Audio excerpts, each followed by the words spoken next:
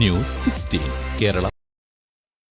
എണ്ണത്തിൽ വൻ വർധന. ആനകളെ കൊന്ന് മാംസം വിതരണം ചെയ്യാൻ സിംബാബ്വെ. ലോകത്ത് ബോട്സ്വാന കഴിഞ്ഞാൽ വളരെയധികം ആഫ്രിക്കൻ ആനകളുള്ള ദക്ഷിണാഫ്രിക്കൻ രാജ്യമാണ് സിംബാബ്വെ.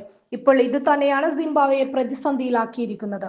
800 ആനകളെ മാത്രം നിലനിർത്താനുള്ള ശേഷിയുള്ള സിംപാർക്കിൽ 2024 കണക്ക് പ്രകാരം 2500ഓളം ആനകളാണുള്ളത്. ഇതോടെ ആനകൾ രാജ്യത്തിനുണ്ടാക്കുന്ന പ്രതിസന്ധി പരിഹരിക്കാൻ ആനകളെ കൊന്ന് ഭക്ഷണമാക്കാനാണ് സിംബാബ്വെയുടെ തീരുമാനം.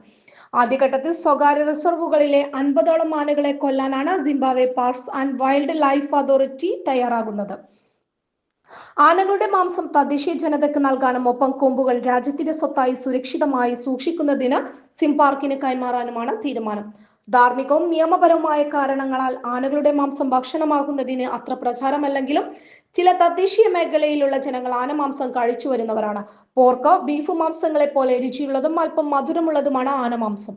ഏറെ നേരം വേവാവശ്യമുള്ള ആനമാംസം തയ്യാറാക്കുന്നതിന് ഇത്തരം ജനവിഭാഗങ്ങൾക്ക് പ്രത്യേക പാചക രീതികളുണ്ടെന്ന് chefs resource and the thrills പറയുന്നു. ലോകത്ത് ആനക്കൊമ്പ് വ്യാപാരം നിരോധിച്ചിട്ടുള്ളതിനാൽ സിംബാബ്വെക്ക് ആനക്കൊമ്പുകൾ വിൽക്കാൻ കഴിയില്ല.